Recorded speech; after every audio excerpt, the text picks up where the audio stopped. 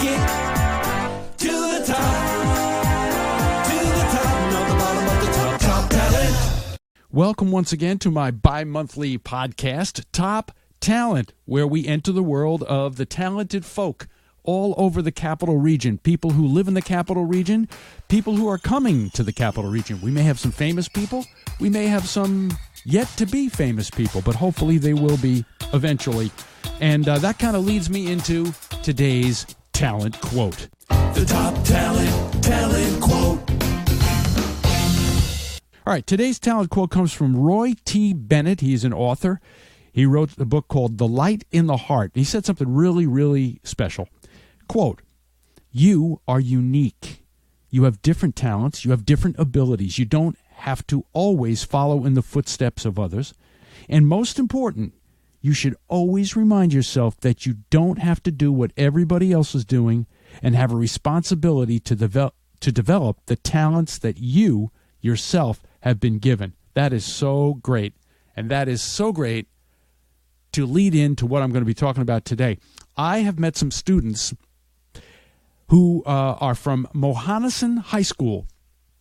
Great, talented students, and they have really taken on a really special project. They're writing original music with the help of an equally talented teacher, Gail Sparlin, who seems to really be developing talent there in the school, and we got to give her props for that. And what better place to introduce you to new talent in the area than a podcast? Because there are no time restraints. We can do whatever we want here, so that's what I'm doing. This was recorded at Hilton Piano Center in Colony Center, which is a mall here in upstate New York in the Albany area. And Bob and Rich Hilton were so kind to let me use the back room here to record these kids, because that's actually where I met one of them. That's where I met Dylan, was right here in the store. So, without further ado, let's go to this interview on Top Talent. We are at Hilton Piano Center doing this podcast, and I have two very, very talented people. I have, well, state your name and occupation. Dylan Smith, a high school student. And then I'm Laura Rickard, and I'm currently unknown. So, I know Dylan, well, you both had come into the music store here. Yeah. And that's how we originally met. And you told me that you guys are working on original music, correct? Yeah. So you're with a group. How many people are in the actual group that are recording these songs or writing the songs? Well, we've added a bunch along the way, but it's 5 right now. Oh, you got 5? Yeah. Okay. And this is in coordination with a teacher in the school, in Mohonasen School? Yeah, she helps out a lot. Now, what does she play? Everything. Oh, really? It's like a mix, yeah. Oh, really? Mostly guitar, I think. Mostly guitar? Yeah. So I'm going to go back and forth here. Laura, when did you start playing whatever you play? I don't know what instrument you play.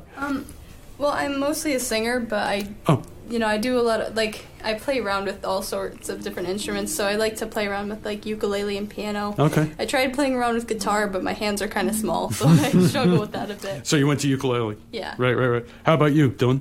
I'm a piano guy, but I can work my way around a bunch of instruments. That's good. Ukulele, some guitar.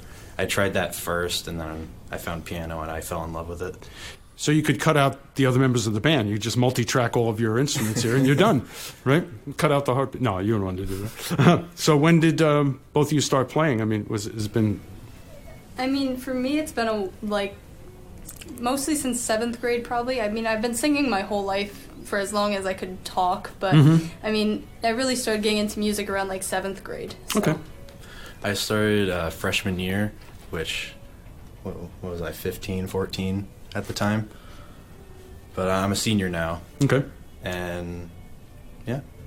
Now, would you say you're ear trained? I mean, do you both read music, or either of you? I mean, I read... Because I don't. I forgot to mention that I was, in concert band from, 4th grade on, and I played saxophone. So okay.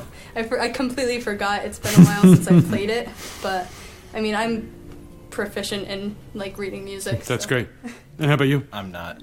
Oh, I can barely read music. Yeah. I can, it just takes me a bit. I'm more of a, I feel the music kind of guy. Yeah. I work here part-time, and there was a guy that came in yesterday, and he sat down at the piano, and he was playing, and I said, "Now, I'm just wondering, do you know the chords you're playing?" He goes, "No." I said, "You don't even know what chord?" He goes, "No, it comes from my stomach." Said, "I got to get that stomach." I mean, he doesn't read, doesn't know what chords they are, and he just goes with it. It's just amazing the different ways that people play. Would you say you have perfect pitch? No. No? No. No? You ever see somebody with that? Yeah. Yeah. I'm jealous. No, I know. You can tune a piano to them. All right. Is note reading something that you actually like, or would... I mean, I enjoy like all sorts of music. I like Right. just playing around, and then I also like reading sheet music. It just it depends on the instrument, I think. Right. Piano, I suck at reading like sheet music. My mind can't like Yeah. do both things at once. Me too. But with like saxophone, it's something that comes naturally. It's fun. So the fact that you are ear trained, I mean, that comes in handy when you're working together as a band, right? Because you're not going to have sheet music for everybody in the band. Yeah. How about the other members of the band? Are they all...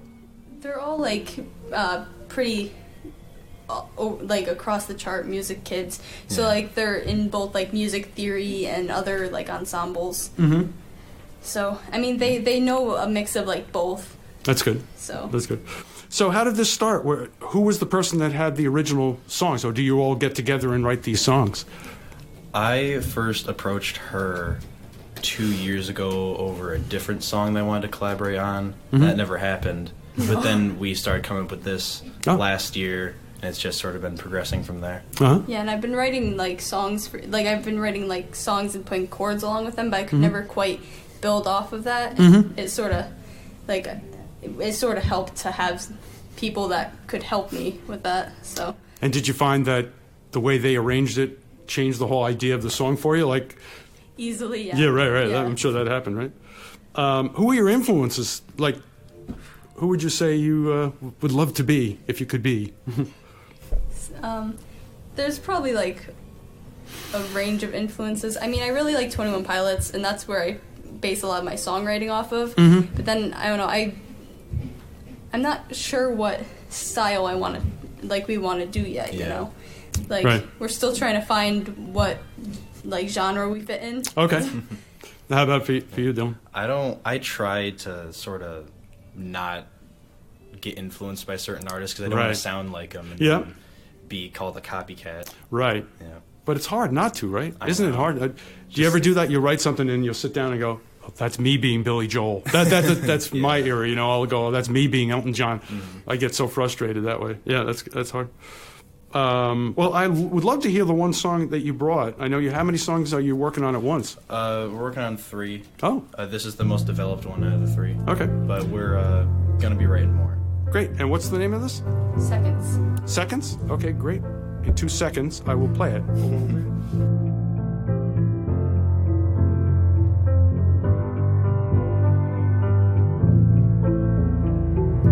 Close your eyes, pretend everything's fine. You'll be alright. Just give it time. Take a breath in, 1 to 12. Breathe out and admit this was bound to happen again. Count seconds on your fingers.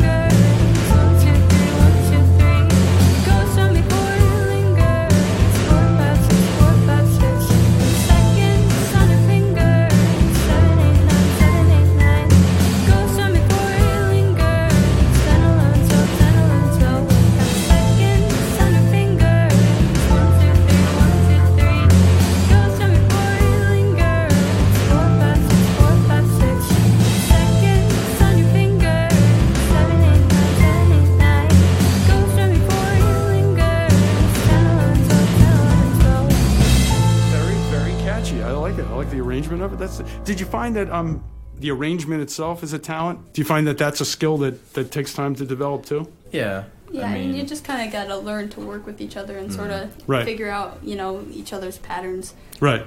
So, but you could easily have been playing something that's kind of bowling over you, no, you arranged it really, really well. Thank you. So then you would go back to the rest of the band. All right, to explain this isn't the whole band. This is you guys This is doing just the demo. me and her. Yeah, Right. and our bassist did the bass for that. And the bassist. Kevin. So what instruments are you adding to this? Well, we're probably gonna re-record like the guitars and the bass, probably re-record the bass and then add in the drums, and then we'll see where it like progresses and see what we need to add. Probably more percussion instruments, I think. Yeah. I think definitely more like smaller stuff. Lots of layers. Are you both perfectionists where you think you'll never be done? Yes. Every musician's like that. You ever hear even the Beatles? John Lennon said, I went back to my old songs and I don't like any of them. I'm like, really? The Beatles? Right.